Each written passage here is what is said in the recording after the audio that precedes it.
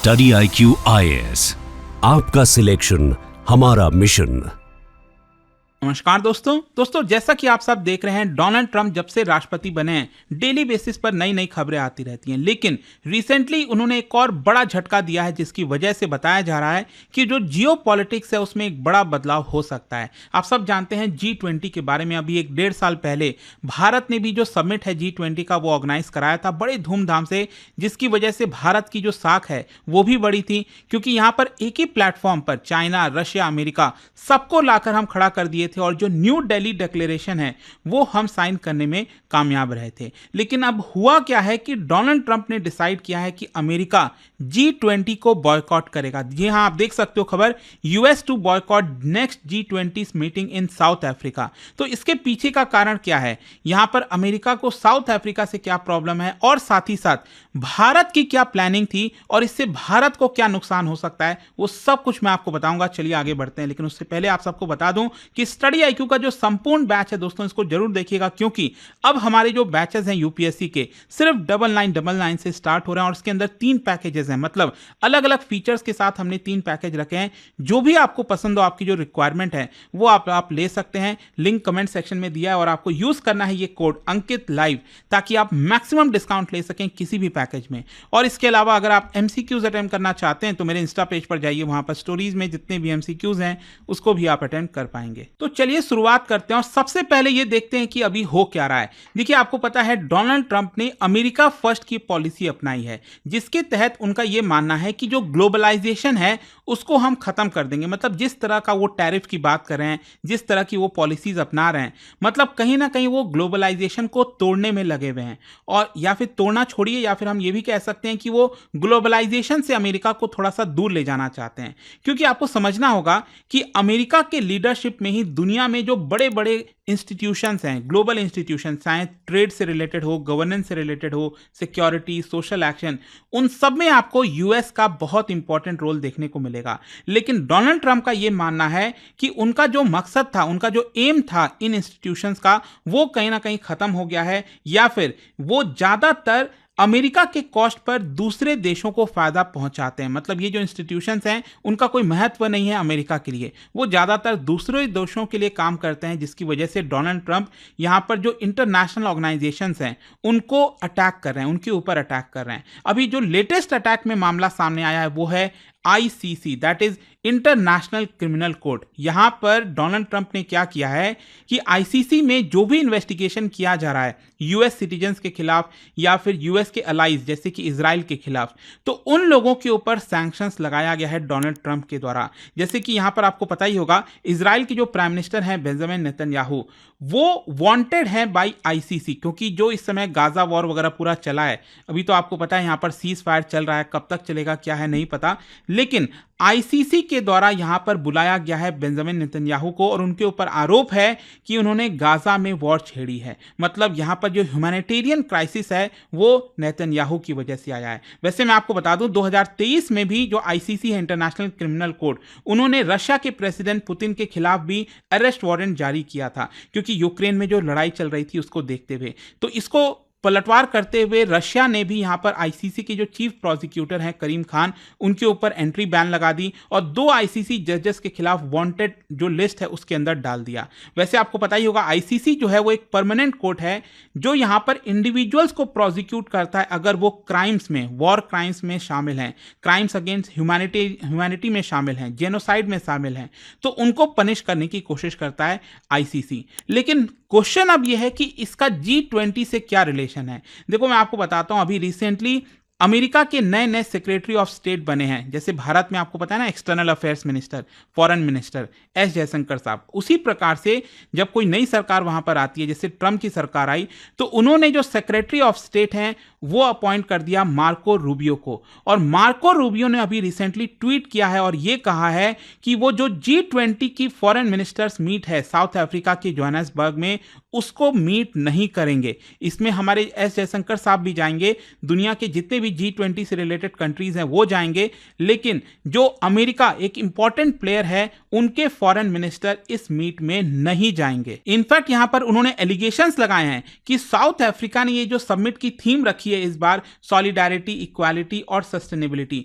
इसके अवज में बहुत सारी गलत चीजें कर रहा है साउथ अफ्रीका। डोनाल्ड ट्रंप का भी इनफैक्ट ट्वीट आया था इसको लेकर। डोनाल्ड ट्रंप ने तो यह कह दिया कि जो साउथ अफ्रीका है वो लोगों का जो लैंड है उसको ग्रैब कर रहा है, मतलब जो एंटी वाइट पॉलिसीज है वो अपना रहा है। एंड इसी की वजह से जितनी भी फ्यूचर फंडिंग है अमेरिका से जो जाती थी साउथ अफ्रीका के अंदर, उसको अभी के लिए हम यहां पर बंद कर रहे हैं, क्लोज कर रहे हैं। इनफैक्ट आपको पता ही होगा डोनाल्ड ट्रंप के काफी करीबी हैं एलॉन मस्क, उन्होंने भी यहां पर क्लेम किया है कि जो साउथ अफ्रीका है, और इनफैक्ट मैं आपको बता दूं, बहुत से लोगों को पता नहीं होगा, एलॉन मस्क का जो जन्म है वो साउथ अफ्रीका में ही हुआ था, प्रिटोरिया में। तो एलॉन मस्क ने भी आरोप लगाया है कि जो साउथ अफ्रीका है वो एंटी वाइट पॉलिसी अपना रहा है।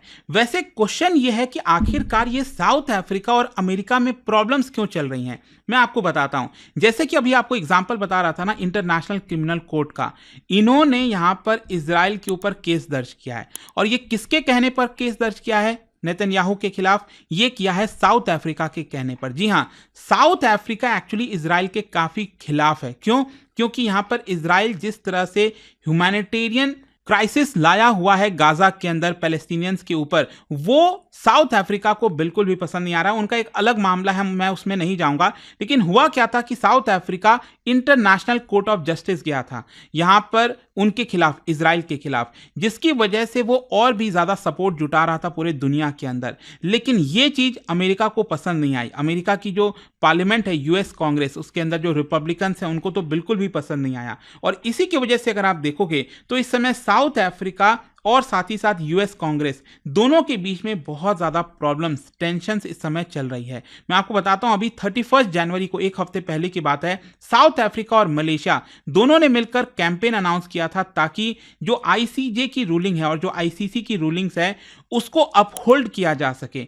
साथ ही साथ यूएस कांग्रेस, जो यूएस की पार्लियामेंट है, वो यहां पर चीजों को अंडरमाइन करने की कोशिश कर रही है, ऐसा ना हो सके। इनफैक्ट यहां पर एक ग्रुप बनाया गया 9 देशों का जिसका नाम है हेग ग्रुप, और ये इसीलिए बनाया गया और ये साउथ अफ्रीका के लीडरशिप में बनाया गया ताकि पैलेस्टीनियंस का जो राइट्स है उसको डिफेंड किया जा सके। मतलब आई होप आप समझ पा रहे होगे कि एक तरफ अमेरिका है जो पूरी तरह से इजराइल का साथ दे रहा है, अमेरिका की पार्लियामेंट, यूएस कांग्रेस, वो इजराइल का साथ दे रही है, लेकिन साउथ अफ्रीका उसके खिलाफ है, जो कि डोनाल्ड ट्रंप को बिल्कुल भी पसंद नहीं आ रहा है। और आपने रिसेंटली ये भी देखा होगा, डोनाल्ड ट्रंप ने ये तक अनाउंस कर दिया कि जो गाजा पट्टी है, गाजा स्ट्रिप है, वहां से पैलेस्टीनियंस को खाली करा देना चाहिए, उनको जॉर्डन भेज देना चाहिए, इजिप्ट भेज देना चाहिए, और वो अमेरिका टेक ओवर कर लेगा, वहां पर टूरिज्म लेकर आएगा, हब बनाएगा उसको। तो अगेन साउथ अफ्रीका काफी नाखुश है इस चीज को लेकर कि डोनाल्ड ट्रंप का जिस तरह से बयान आया है। वैसे मैं आपको बता दूं, डोनाल्ड ट्रंप ने अपने पहले टर्म में 2017 से 21 के बीच में जो उनका पहला टर्म था, उसमें already ICC, international criminal court, और उनके ऑफिशियल्स के ऊपर सैंक्शंस लगाए थे। ऑल्दो जो बाइडेन की जब एडमिनिस्ट्रेशन आई तो उन्होंने वो सैंक्शंस हटा दिए, और साथ ही साथ आईसीसी का जो इन्वेस्टिगेशन था पुतिन के खिलाफ, रशियन वॉर क्राइम्स के खिलाफ, उसको सपोर्ट किया था। लेकिन इस सपोर्ट को एक बड़ा झटका तब लगा जब आईसीसी ने इजरायली और हमास लीडर दोनों के खिलाफ अरेस्ट वारंट्स जारी कर दिए थे, जिसकी वजह से यूएस कांग्रेस, यूएस के जो रिप्रेजेंटेटिव्स हैं वो काफी नाखुश थे। और इसीलिए अगर आप देखोगे तो वापस से बाइडेन एडमिनिस्ट्रेशन के दौरान ही जो हाउस ऑफ रिप्रेजेंटेटिव्स है, मतलब अमेरिका के अंदर जो पार्लियामेंट है यूएस कांग्रेस, उसकी जो लोअर हाउस है, हाउस ऑफ रिप्रेजेंटेटिव्स, उन्होंने यहां पर ऑलरेडी आईसीसी के खिलाफ एक और नया सैंक्शंस बिल पास करा दिया है। और अभी वो सेनेट के अंदर है, सेनेट से वो जो है पास नहीं हुआ है, सेनेट वहां की अपर हाउस की हम बात कर रहे हैं। तो क्वेश्चन अब ये आता है कि G20 का यहां पर क्या फ्यूचर है। देखो यहां पर मैं आपको एक चीज बता दूं, जो रूबियो हैं, जो फॉरेन मिनिस्टर हैं अमेरिका के, बेसिकली सेक्रेटरी ऑफ स्टेट, उनका ये जो ट्वीट आया है कि वो G20 को अटेंड नहीं करेंगे, तो ऐसे देखने में लगेगा कि एक्चुअली अमेरिका साउथ अफ्रीका के खिलाफ है। लेकिन आपको समझने की जरूरत है कि जब हम G20 जैसे बड़े इंटरनेशनल ऑर्गेनाइजेशन की बात करते हैं, तो वहां पर जब आप अपना बायलैटरल एजेंडा लेकर आते हो तो कहीं ना कहीं वो जो ऑर्गेनाइजेशन है वो वीक होता है। और स्पेशली अमेरिका जैसा देश अगर इसको बॉयकॉट करेगा तो कहीं ना कहीं जो G20 है वो वीक होगी। और इसी साल आपको बता दूं, यहां पर लीडर्स समिट भी है, जब G20 के जो जितने भी लीडर्स हैं ना अलग अलग देश के, जैसे अमेरिका की तरफ से जो डोनाल्ड ट्रंप हैं इस समय प्रेसिडेंट, फिर इसके अलावा भारत की तरफ से पीएम नरेंद्र मोदी जी हैं, वो सब यहाँ पर जाएंगे 22 टू 23 नवंबर को, जब G20 की समिट होगी, प्रॉपर जब समिट होती है लीडर समिट। लेकिन इसको भी most probably Donald Trump boycott कर देंगे, क्योंकि वो अपने फॉरेन मिनिस्टर को नहीं भेज रहे हैं, तो यहाँ पर हो सकता है कि वो खुद भी नहीं जाएंगे। तो पहले टर्म में वैसे मैं आपको बता दूं, डोनाल्ड ट्रंप ने अपना जो एजेंडा है G20 के अंदर उसको बढ़ चढ़कर चलाने की कोशिश की थी। जैसे कि 2017 में G20 में उन्होंने जो फ्री ट्रेड है उसको चेंज करके रेसिप्रोकल ट्रेड कर दिया, क्योंकि वो सैंक्शंस वगैरह लगा रहे थे। तो अपने पहले टर्म के दौरान अपना जो एजेंडा है वो डोनाल्ड ट्रंप ने चलाया था ताकि यूएस का जो रोल है उसमें ज़्यादा बढ़े। लेकिन इस बार सेकेंड टर्म में डोनाल्ड ट्रंप और ज़्यादा एग्रेसिव हैं और ज़्यादा रेडिकल हैं। तो यहाँ पर अब देखना होगा कि क्या वो G20 को आगे ले जाना चाहते हैं कि नहीं, कि उसको वहीं पर ख़त्म करना चाहते हैं, मतलब किसी प्रकार का कोऑपरेशन, किसी प्रकार का जो रिलेशनशिप है क्या वो बढ़ाना चाहेंगे कि नहीं। और इसीलिए यहाँ पर भारत को बहुत ज़्यादा कंसर्न है। भारत को टेंशन क्यों है मैं आपको बताता हूँ। देखिए, रिसेंट ईयर्स में अगर आप देखोगे तो भारत ने ये चीज साफ दिखाया है कि जो इंटरनेशनल इंस्टीट्यूशंस हैं जैसे G20, ये ज्यादा सूटेबल हैं rather than United Nations in solving complex global challenges. क्योंकि आपको समझना है कि G20 में आधे से ज्यादा देशों के रिप्रेजेंटेटिव्स, आधे से ज्यादा देशों की जो जीडीपी है वो एक प्रकार से रिप्रेजेंट होती है, और उसमें मेंबर्स कितने हैं, 20 मेंबर्स हैं एक प्रकार से। लेकिन यूनाइटेड नेशंस में तो इतने सारे 193 कंट्रीज है, वहां पर किसी भी चीज को लेकर सहमति बनाना, कुछ भी करना बहुत ज्यादा मुश्किल हो जाता है। तो भारत ने ये चीज कहा है कि देखिए, हमें इस तरह की जो कॉम्प्लेक्स चैलेंजेस हैं उसको यूनाइटेड नेशंस में ना सुलझाकर G20 में ज्यादा बढ़ाना चाहिए। मतलब एक तरफ भारत है जो G20 को आगे बढ़ाना चाहता है, और स्पेशली आपको पता होगा भारत अपने आप को ग्लोबल साउथ का लीडर मानता है, और जिस तरह से G20 में उसकी साख बढ़ी है रिसेंट ईयर्स में, जो मैंने आपको बताया था कि 2023 में भारत में समिट हुआ था, जिसकी वजह से काफी ज्यादा उसका रोल बढ़ा है, लोगों ने चीजों को पहचाना है, दुनिया ने भी इस चीज को माना है।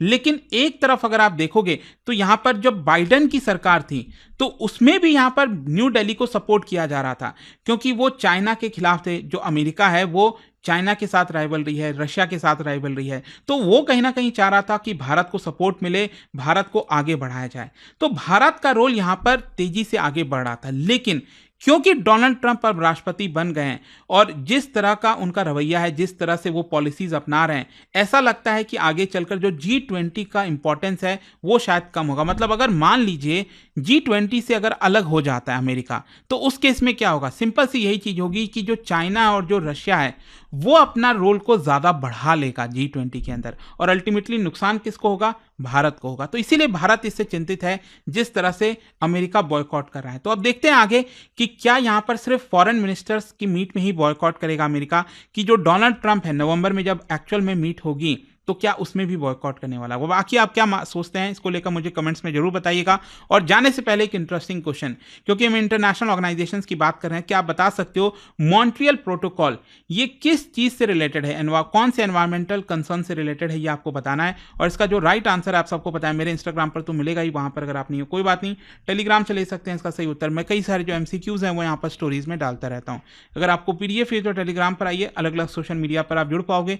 और जैसा मैंने आपको बताया, अगर आप UPSC की तैयारी कर रहे हैं, कोई भी बैच चाहते हैं, you can just use this code Ankit live to get maximum discount. And I hope कि वीडियो आपको पसंद आया होगा। मिलता हूं आपसे next time. Till then thank you very much, see you soon.